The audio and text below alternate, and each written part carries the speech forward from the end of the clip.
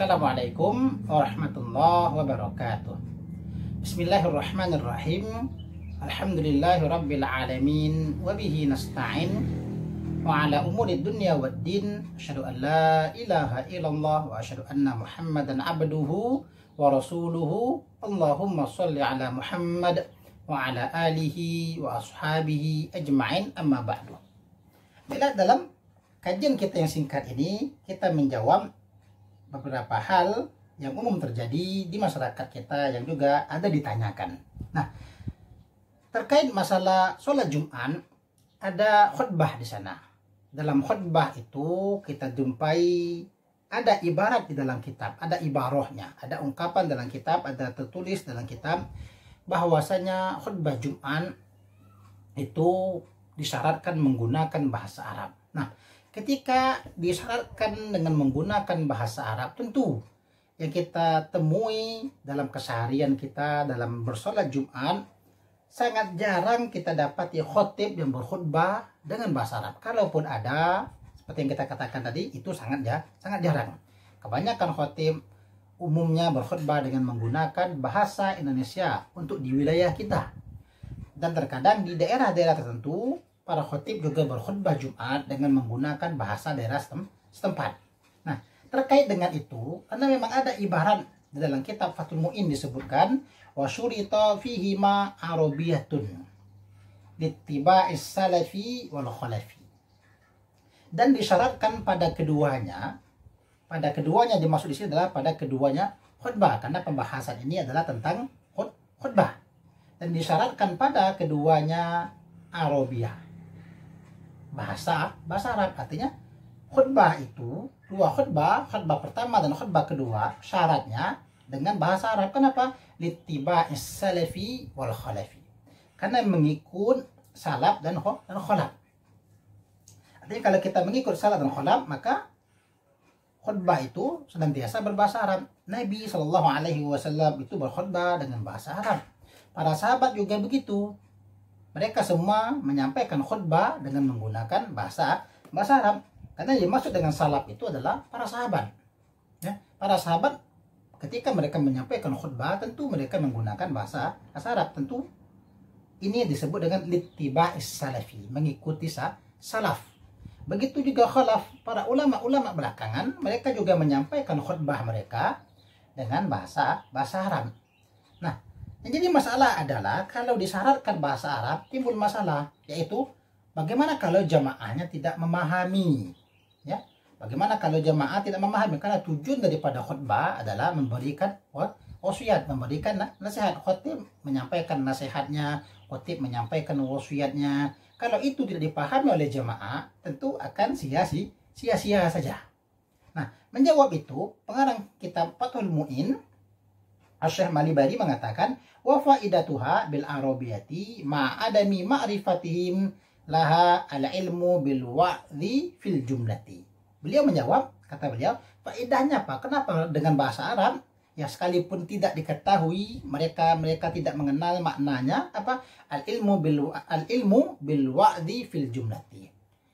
Artinya mereka mengetahui nasihat itu, wasiat itu fil jumlati, pada jumlahnya saja, secara umum. Ketika mereka tidak bisa, setidaknya mereka memahami secara umum, ya. Karena beliau mengatakan, kalau tidak tahu, bukan khutbahnya yang jadi masalah. Yang jadi masalah adalah para pendengar, artinya para pendengar yang dianjurkan untuk belajar. Qalahul qadi, perkataan ini adalah perkataan al-qadi, ya. Wa illam yumkin ta'allumuha bil arabiyati qabla dzikil waqti khataba minhum wahidun bil lisanihim. Artinya kalau memang tidak cukup waktu untuk belajar, maka salah seorang di antara mereka berkhutbah dengan bahasa mereka sendiri. Artinya ketika tidak cukup waktu untuk belajar, maka bolehlah berkhutbah dengan bahasa mereka masing-masing. Bolehlah berkhutbah dengan bahasa selain bahasa Arab. Fa'id amkana ta'allumuha wajaba kullin al-kifayati. Nah, ini dia. Jika memungkinkan untuk mempelajarinya, maka wajib secara kifayah. Artinya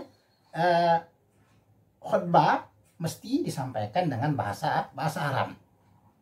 Ini yang kalau kita lihat secara zahir, ungkapan yang disampaikan oleh Syekh Zainuddin Al-Malibari dalam kitab Fathul Mu'in. Nah, untuk memahami itu, kalau kesannya begitu, tentulah khutbah kita selama ini adalah khutbah yang salah. Karena tidak mencakupi syaratnya berbahasa Arab. Apakah khutbah kita selama ini salah atau tidak? Mari kita perdalam kembali secara ringkas apa yang dimaksud dengan wasyurita fihi ma'arubiyah, dan disyaratkan pada kedua khutbah itu dengan bahasa Arab.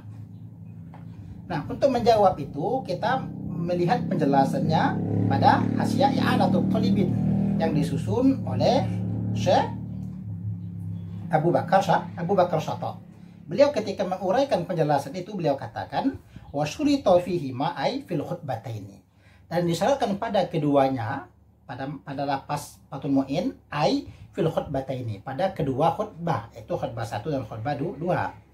Wal muradu, dan yang dikehendaki juga pada dua khutbah itu apa? Arkanu huma. Yang dimaksud dengan wasyurita fihi ma, dan disyaratkan pada keduanya, pada kedua khutbah itu adalah arkanihima, adalah rukun-rukun. Jadi yang disyaratkan menggunakan bahasa Arab itu adalah rukun-rukun khutbah, bukan semua khutbah. Memang kalau salaf, mereka kalau memang kita turunkan, Nabi SAW memang menyampaikan khutbah semua berbahasa Arab. Tapi para ulama menyimpulkan yang disyaratkan itu hanya rukun-rukunnya saja. Artinya rukun mau tidak mau mesti menggunakan bahasa Arab. Sedangkan isi itu boleh saja. Artinya tentu yang lebih baik adalah menggunakan bahasa Arab. Sekaligus kata Syekh Zainuddin Malibari tadi, ketika cukup waktu maka secara kifayah jamaahnya mesti belajar bahasa Arab. Nah, kalaupun tidak, maka salah seorang antara mereka boleh berkhutbah dengan bahasa mereka sendiri. Kama fit tuhfati, sebagaimana disebutkan dalam kitab Tuhfah. Artinya penjelasan lebih lanjut disebutkan bahwasanya dimaksud dengan bahasa Arab itu dalam uraian kitab Tuhfah adalah rukun-rukunnya, bukan semua khutbah. Jadi kehendaki pada syarat itu adalah rukun-rukunnya. Namun pada kesempatan ini kita akan tidak merujuk kepada Tuhfah, tapi kita rujuk kepada kitab lain yang senada dengan Tuhfah, yaitu kitab Nihayah. Tuhfah adalah syarah daripada kitab Minhaj yang disusun oleh Al-Imam Nawawi. Nah, begitu juga Nihayah juga merupakan syarah daripada kitab Minhaj. Nah, dalam Minhaj disebutkan, ketika disebutkan wa yushtaratu kaunuha, dan disyaratkan keadaannya, yakni al-khutbah, keadaannya khutbah, wal muradu biha al-jinsus syamil, yang dikehendaki dengan lapas khutbah itu adalah jenis yang syamil, jenis yang menyeluruh, lil khutbataini, bagi dua khutbah. Walaupun disebutnya kaunuha, keadaannya khutbah, tapi yang dikehendaki dari lapas khutbah itu sendiri adalah kedua khutbah. Kama, sebagaimana annal murada bihima arkanuhuma, bahwa yang dimaksud dengan keadaan khutbah itu artinya dua khutbah, lapasnya keadaannya khutbah, maksud khutbah tadi adalah kedua khutbah, dan yang dikehendaki lagi dengan dua khutbah itu adalah arkanuhuma, adalah rukun-rukunnya arabiyatan, ya, dikehendaki keadaannya, disyaratkan keadaannya apa? Arabia. Artinya dikehendaki bahasa Arab pada rukun-rukunnya, littiba'is salafi wal khalafi, karena mengikuti salaf dan khalaf. Kenapa begitu? Wali annaha dzikrun mafrudun, karena itu adalah zikir yang difardukan.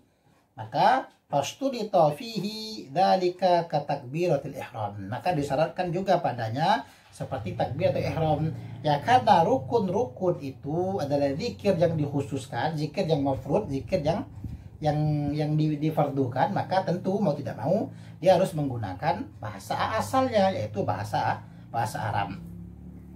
Itu sebagaimana disebutkan. Kemudian pengarang kitab Nihayah juga menguraikan tentang faedahnya tadi, ya, faedah daripada kenapa menyampaikan khutbah walaupun tidak dimengerti oleh jamaah, yaitu itu tadi, ala ilmu bil wa'dhi min haitsul jumlati, setidaknya mereka mengetahui walaupun secara umum. Begitu. Apakah sah khutbah yang didengar oleh orang yang tidak mengerti? Nah, di sini disebutkan, ya, walam ya'rifu maknaha annaha tasihhu, ya, dan tidaklah mereka itu mengerti akan maknanya khutbah annaha tasihhu, Sesungguhnya khutbah itu adalah sah. Artinya khutbah yang tidak dipahami oleh jamaah hukumnya tetap sah.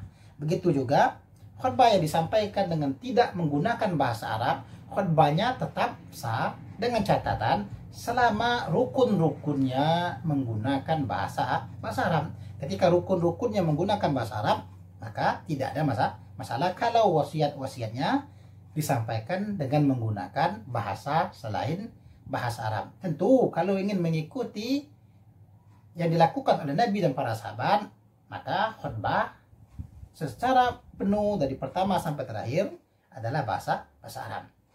Baiklah, kita cukupkan terlebih dahulu sampai di sini pembahasan singkat kita tentang maksud daripada disyaratkan pada kedua khutbah itu menggunakan bahasa Arab. Maksudnya adalah rukun-rukunnya disyaratkan dengan menggunakan bahasa Arab. Allah Subhanahu wa taala alam. Subhanakallahumma wa bihamdika asyhadu an la ilaha illa anta astaghfiruka wa atubu ilaik. Assalamualaikum warahmatullahi wabarakatuh.